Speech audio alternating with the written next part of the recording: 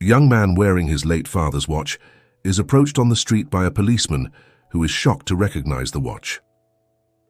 On a cool fall night, the streets of São Paulo pulsed with the energy typical of a metropolis that never sleeps. The sky, painted in shades of dark blue and purple, was dotted with thousands of lights shining from the windows of the skyscrapers. It was in this busy urban setting that André, a young man of 28, walked hurriedly, his footsteps echoing on the concrete of the sidewalk. André was a man of medium height, with brown hair tousled by the wind and green eyes that seemed to carry the weight of an untold story. He wore a light blue dress shirt, slightly wrinkled after a long day at work, and faded jeans. His face, despite its youth, already showed expression lines that hinted at a life that was not always easy. As he walked, André unconsciously adjusted the watch on his left wrist. It was a habit he had had since he could remember. The watch, an antique piece with a brown leather strap and a gold dial, was more than just an accessory. For André, it represented the only tangible connection to his past, an inheritance from his adoptive father, or so he believed. The young man turned a corner, entering a less busy street. The shadows seemed deeper there, and the silence was broken only by the occasional bark of a distant dog or the rumble of a passing engine. André was so engrossed in his thoughts that he barely noticed the slowly approaching police car. "Good evening, citizen," a deep authoritative voice cut through the air, bringing André to an abrupt halt. "Could you accompany me to the vehicle for a routine check?" André turned, finding himself face to face with a tall, broad-shouldered policeman. The badge on his uniform identified him as Lieutenant Rodrigo. The policeman's face was serious, but his brown eyes conveyed a certain kindness that reassured André. "Of course, sir," André replied, trying to remain calm. He had nothing to hide, but encounters with the police always made him nervous. Lieutenant Rodrigo led André to the vehicle, where he began to ask the usual questions: name, address, reason for being on the street at that time. André answered mechanically, his mind wandering to the small, cozy apartment that awaited him a few blocks away. Then something unexpected happened. Lieutenant Rodrigo's gaze fell on the watch on André's wrist, and suddenly the policeman was paralyzed. His face paled as if he had seen a ghost. "That watch," Lieutenant Rodrigo muttered, his voice trembling. "Where did you get it?" André, confused by the sudden change in the policeman's demeanor, looked at the watch and then back at Rodrigo. "It was a present from my father," he replied hesitantly. "I mean my adoptive father. Why is that? Is something wrong?" Lieutenant Rodrigo seemed to struggle to find the words. His eyes, once calm, were now wide and filled with an emotion that André couldn't decipher. Was it fear, surprise, or something else? "Or, that watch," Rodrigo finally managed to say, "belonged to my twin brother, Carlos. He disappeared almost 3 decades ago." The policeman's words struck André like a thunderbolt. Suddenly, the world around him seemed to spin. The clock, his connection to the past, now became the epicenter of a mystery he had never imagined existed. "Your brother?" André asked, his voice barely above a whisper. "But how is that possible?" Lieutenant Rodrigo took a deep breath, trying to regain his composure. "It's a long story," he said, running his hand over his tired face. "A story I thought I'd never have to tell again. But it seems that fate has other plans." Just then, a cold breeze blew down the street, making the leaves of the nearby trees whisper as if they were sharing a long-kept secret. André felt a shiver run down his spine, not just from the cold, but from the feeling that his life was about to change drastically. "Perhaps," Rodrigo continued, his gaze fixed on the clock, "we should talk somewhere more appropriate. There's a cafe nearby that's open all night. What do you say we have a coffee and, well, try to unravel this mystery?" André nodded silently. What else could he do? In a matter of minutes, everything he thought he knew about his origins had been called into question. The questions that had always plagued him, who his biological parents were, why they abandoned him, suddenly seemed on the verge of being answered. The cafe Rodrigo took him to was a small, cozy establishment with yellowish lights that created an almost nostalgic atmosphere. The exposed brick walls were decorated with black and white photographs of São Paulo in times gone by. The aroma of freshly brewed coffee filled the air, mingling with the smell of old books from a small bookcase in the corner. They sat down at a secluded table, away from the few evening customers who occupied the place. A middle-aged waitress with a kind smile and tired eyes took their order. 2 strong, black coffees. "So," Andre began as soon as the waitress had left, "you said this watch belonged to your brother?" Rodrigo nodded, his eyes fixed on the gold piece on Andre's wrist. "Yes, it belonged to my twin brother, Carlos. We were inseparable as children, you know. But life has a way of tearing apart even the strongest bonds." Andre could feel the pain in the policeman's voice. It was an old pain, but still alive, like a wound that had never completely healed. "What happened to him?" Andre asked softly. Rodrigo sighed deeply before answering. "Carlos was always the more sensitive of the two of us. While I was the tough one, he was the dreamer. Maybe that's what made him more vulnerable. It started with a few beers after school, no big deal. But soon he was drinking every day." The waitress returned with the coffees, momentarily interrupting the conversation. Andre took the opportunity to observe Rodrigo more closely. Despite the police uniform that conveyed authority, there was a fragility in his eyes, a deep sadness that seemed to increase with every word he spoke. "Alcoholism consumed him," Rodrigo continued after taking a sip of coffee. "We tried to help him, our whole family. Hospitalizations, therapies, support groups. Nothing seemed to work for long, and then one day he just disappeared. He only took some clothes and this watch, a present from our grandfather." Andre felt his heart squeeze with every word. The story of Carlos, a man he had never met, somehow seemed to echo inside him, as if it were part of his own story. "And you?" Rodrigo asked, looking directly at Andre. "How did this watch get to you?" Andre took a deep breath, feeling the weight of the memories he was about to share. I was adopted as a baby," he began, his voice low but firm. "My adoptive parents told me that I was found on a bench in the square, with just a few clothes and this watch." Rodrigo's eyes widened at the revelation. "Air Park bench? When was that?" 28 years ago, Andre replied, the realization of what that might mean beginning to form in his mind. Exactly 28 years ago. A heavy silence fell over the table.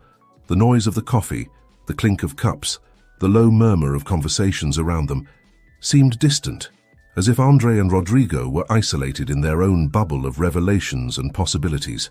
28 years, Rodrigo muttered, more to himself than to Andre. That's exactly how long it's been since Carlos disappeared. The implication hung in the air, heavy and undeniable. Andre felt his throat tighten, a mixture of emotions, hope, fear, confusion, threatening to overflow. "Do you think," Andre began, barely able to form the words, "do you think Carlos could be your father?" Rodrigo added, his voice barely above a whisper. "It's possible. More than possible, actually. It's probable." Andre felt as if the ground had disappeared beneath his feet.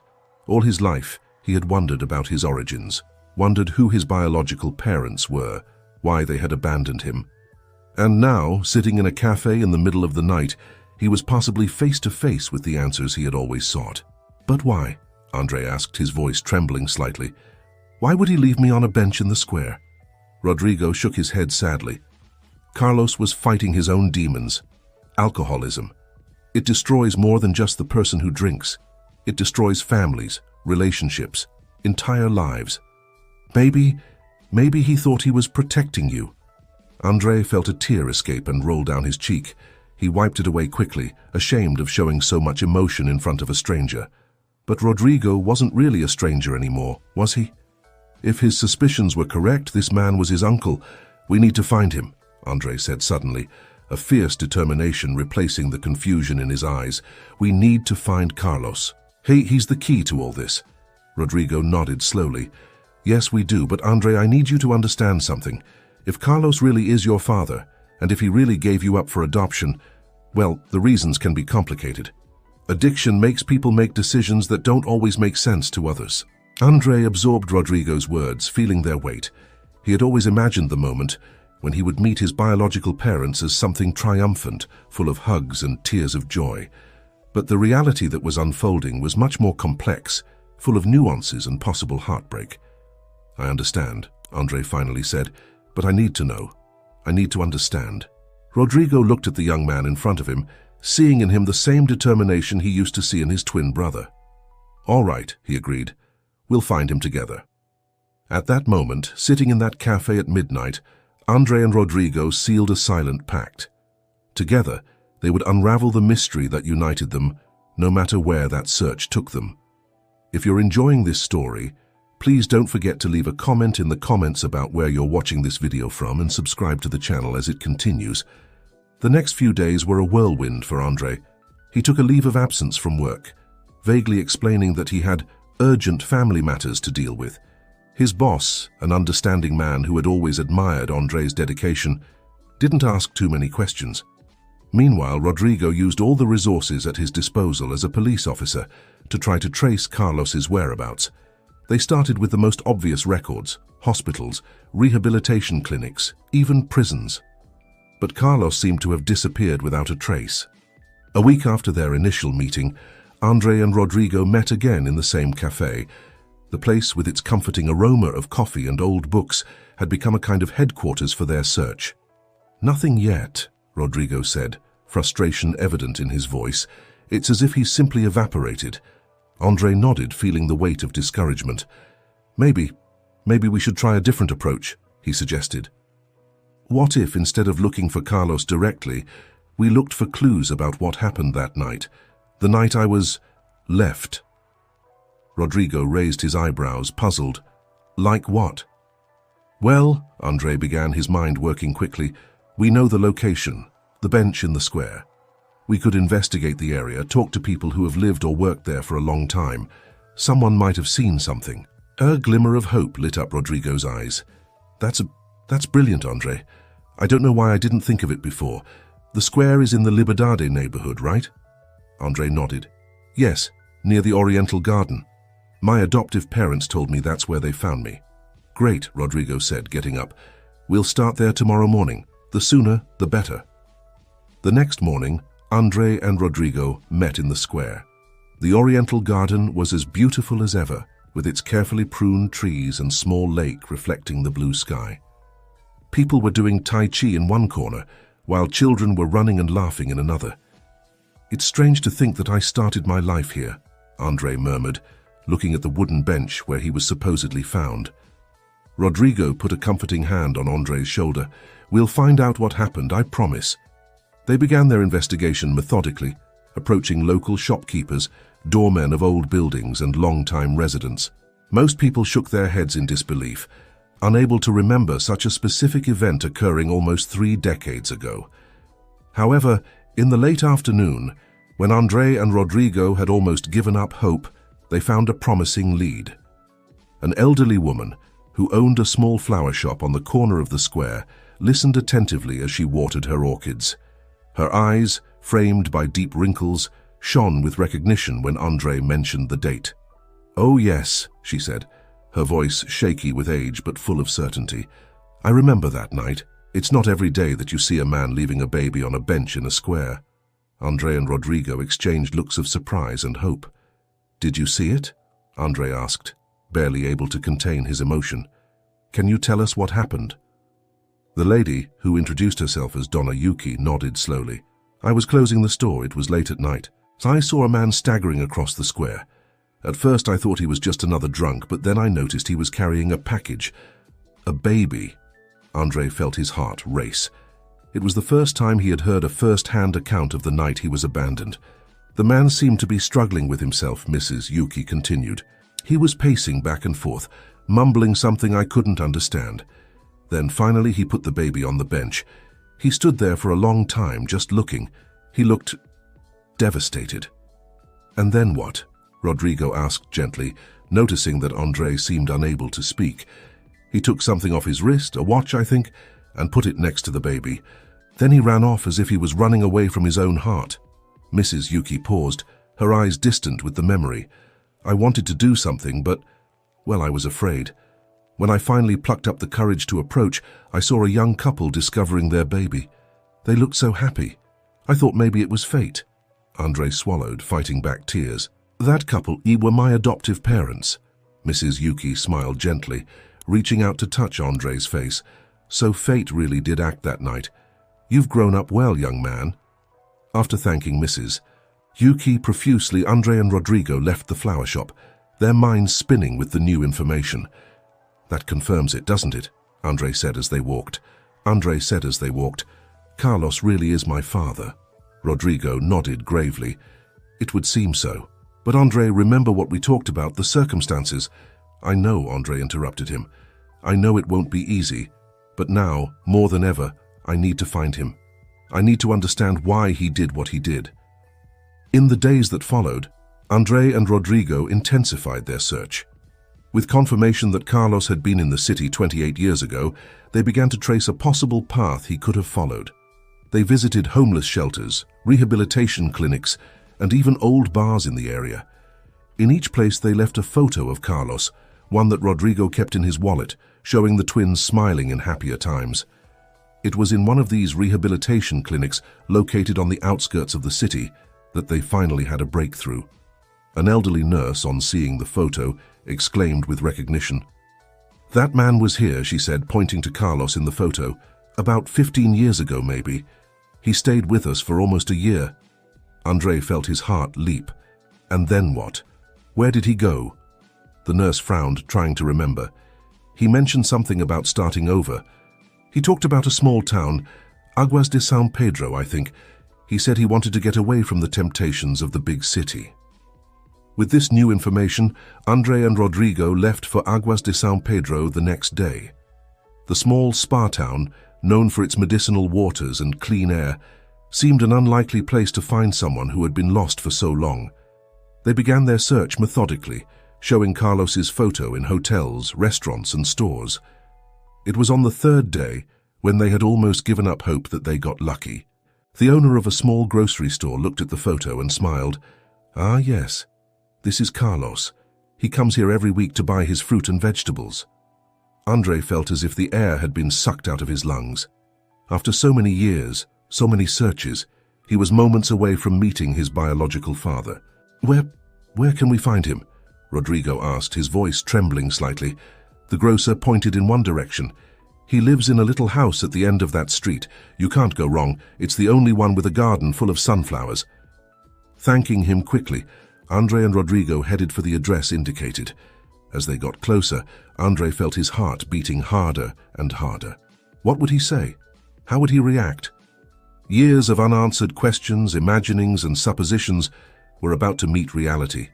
Finally, they arrived. The house was exactly as the grocer had described. Small, modest, with a front garden full of tall, vibrant sunflowers. Andrei stopped at the entrance to the garden, suddenly paralyzed with fear and anticipation. Rodrigo put a hand on his shoulder. "Are you ready?" Andrei took a deep breath, looking at the watch on his wrist. The watch that had brought him there. "Yes," he finally said. "I'm ready." They walked along the small path between the sunflowers and stopped in front of the door. Andrei, mustering all his courage, raised his hand and knocked. The next few seconds seemed like an eternity. Then slowly the door opened. Before them stood a middle-aged man with grey hair and tired but kind eyes. He looked first at Rodrigo, and his eyes widened in recognition. Then his gaze turned to Andrei, and at that moment, it was as if time stood still. Carlos, for it was him without a shadow of a doubt, stood paralyzed, his hand still on the door handle. His eyes, so similar to Andrei's, filled with tears. "Rodrigo?" he whispered, his voice hoarse with emotion. Then, looking at Andrei, he added in an almost inaudible tone, "Son." Andrei felt the tears run down his face. All the words he had rehearsed, all the questions he wanted to ask, disappeared. Instead, he simply held out his arm, showing his watch. Carlos let out a muffled sob at the sight of the watch. Slowly, as if fearing that everything would disappear if he moved too quickly, he reached out and touched Andrei's face. You found me," Carlos said, his voice breaking. At that moment, emotions overflowed. Andrei threw himself into his biological father's arms, sobbing openly. Carlos hugged him tightly, as if trying to make up for 28 years of absence in a single gesture. Rodrigo, with tears in his eyes, joined in the embrace, finally reunited with his lost twin brother. For several minutes the three men remained like that, hugging on the doorstep, letting years of pain, regret and longing flow freely. Finally Carlos pulled away slightly, looking into Andre's eyes. I have so much to explain," he said, his voice trembling. "So many mistakes to try and fix." Andre nodded, wiping away his tears. "I know. And I'm ready to listen. I'm ready to understand." Carlos invited them inside. Inside, the house was simple but welcoming. Pictures on the walls showed moments of a life rebuilt. Carlos in front of a sobriety marker, him working in a garden, smiling with friends. They sat in the small living room, the air heavy with decades of secrets about to be revealed. "Where do I start?" Carlos murmured, more to himself than to the others. "At the beginning," Andre suggested gently. "Why did you leave me in that square?" Carlos closed his eyes, the pain evident in every line of his face. "I was at rock bottom," he began. "Alcoholism had destroyed everything in my life. My work, my relationships, my dignity. When your mother became pregnant, I promised myself that I would change, that I would be the father you deserved." He paused, struggling to continue. Rodrigo reached out, taking his brother's hand in a gesture of support. "But I failed," Carlos continued. "The day you were born, I was drunk. I missed the birth of my own son because I was in a bar. Your mother, she couldn't take it. She left me a week later, saying she couldn't trust me to look after a baby." Andre listened intently, his heart clenching at the pain evident in his father's words. "I tried," Carlos said, his voice breaking. "I swear I tried to look after you on my own. But every day was a struggle. I was afraid of hurting you, of failing you like I had failed everyone else. And then one night, I made the hardest and most cowardly decision of my life." "The night in the square," Andre murmured. Carlos nodded, tears streaming freely down his face. I thought you'd have a better chance without me. That some good family would find you and give you the love and stability that I couldn't offer. I left the watch with you because I wanted you to have something to remember me by, even if you never knew who I was." The silence that followed was heavy with conflicting emotions. Andre felt a mixture of anger, sadness, and surprisingly, understanding.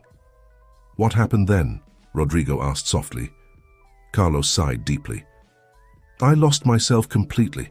I spent years on the streets drinking to forget what I had done. But the guilt never went away. Finally, about 20 years ago, I hit rock bottom. I almost died of an alcohol overdose. That's when I decided I needed to change, not just for myself, but for the memory of the son I had abandoned." He gestured to the photos on the wall. "It wasn't easy, but I managed to recover. I've built a life here, away from the temptations of the big city. I work as a gardener now, taking care of plants. I guess it's my way of trying to make up for not taking care of you." Andre looked at his biological father's hands calloused by work but gentle, hands that, in another life, could have cradled him, protected him. "I understand why you did what you did," Andre finally said, his voice low but firm. "I can't say that I forgive you completely, not yet, but I do understand. And I'm glad I found you." Carlos sobbed, relieved and emotional. "I don't deserve your forgiveness, son. But I promise if you give me the chance, I'll spend the rest of my life trying to make up for lost years."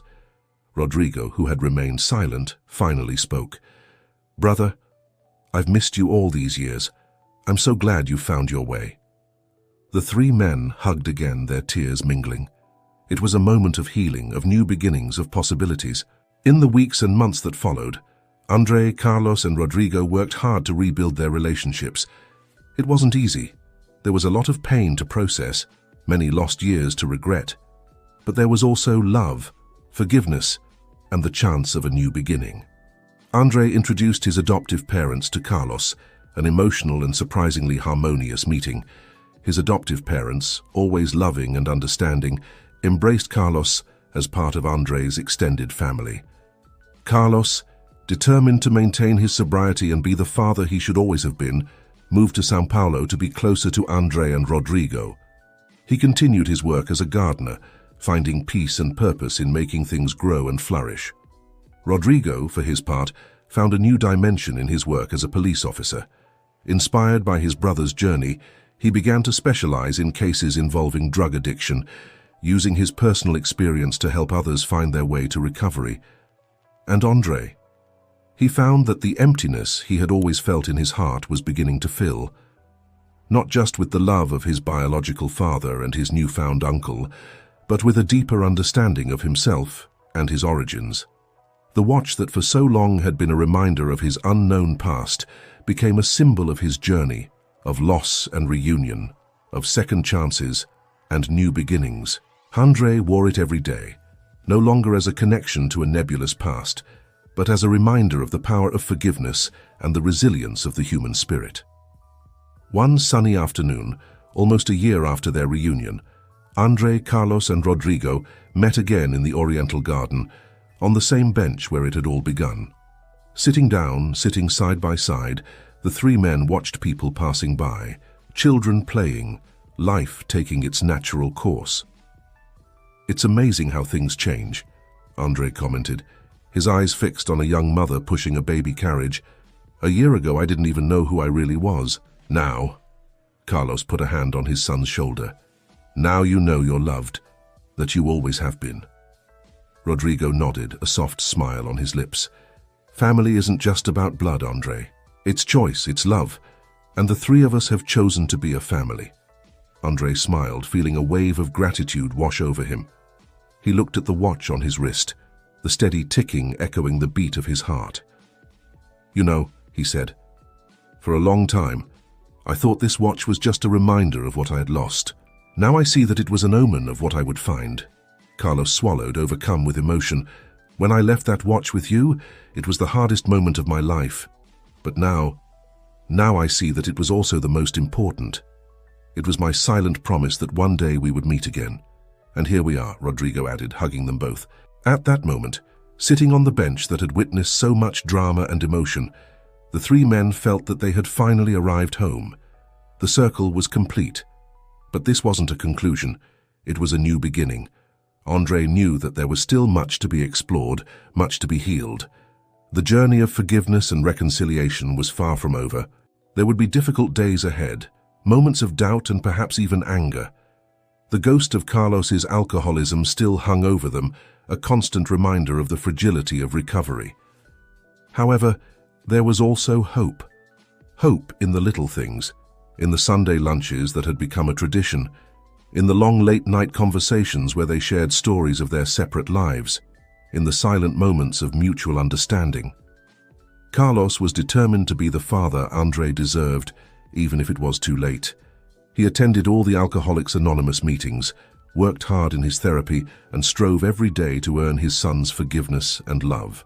Rodrigo, for his part, found a new purpose. Using his personal and professional experience, he began giving talks in schools about the dangers of alcoholism and the importance of family support. His story of loss and reunion touched hearts and opened minds. And Andre, he discovered an inner strength he didn't know he possessed. The journey to find his origins had transformed him. He became more compassionate, more understanding of the struggles of others. He began volunteering at a support center for adopted children, sharing his story and offering hope. The watch on Andre's wrist continued to tick, but now every tick was a celebration of time regained, of opportunities for healing, of love that persists even in the most unlikely circumstances. One evening, as they ate dinner together, something that had become a cherished habit, Andre looked around the table. He saw his biological father, Carlos, laughing at a joke made by Rodrigo. He saw his adoptive parents who had been invited and embraced this extended family with unconditional love. He saw Rodrigo, the uncle who had become one of his greatest supporters. At that moment, Andre understood a profound truth. Family is not defined by blood or the circumstances of birth. Family is built through love, understanding, and forgiveness. It is forged in the struggles shared and the joys celebrated together. The clock on his wrist continued to tick, but Andre was no longer looking to the past. He was firmly anchored in the present, with his eyes set on the future. A future full of possibilities, love, and second chances. As the evening progressed and conversations flowed around the table, André felt a peace he had never experienced before. He was home, not just in a physical place, but in a place of the heart, a place where past, present, and future were woven together in a rich and complex tapestry of love and forgiveness. The clock kept ticking, but now it was more than a link to the past. It was a promise for the future, a future that André, Carlos, and Rodrigo would build together, day by day, moment by moment. And so our story comes to an end. But for André, Carlos, and Rodrigo, it was only the beginning of a new life, a new family, a new understanding of what it means to love and forgive. The clock on André's wrist would continue to tick, but now every second was precious. Every minute was an opportunity. Every hour was a gift, because in the end it's not the time we waste that defines our lives. It's what we do with the time we're given, and André, Carlos, and Rodrigo were determined to make every moment count.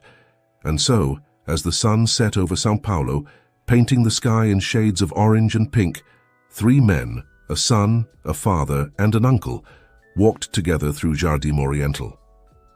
Their steps were in sync, their hearts beating to the same rhythm. The watch on André's wrist glowed in the twilight, a constant reminder that sometimes you have to lose something to truly appreciate it, and that with love, forgiveness, and courage, even lost time can be regained. End of story.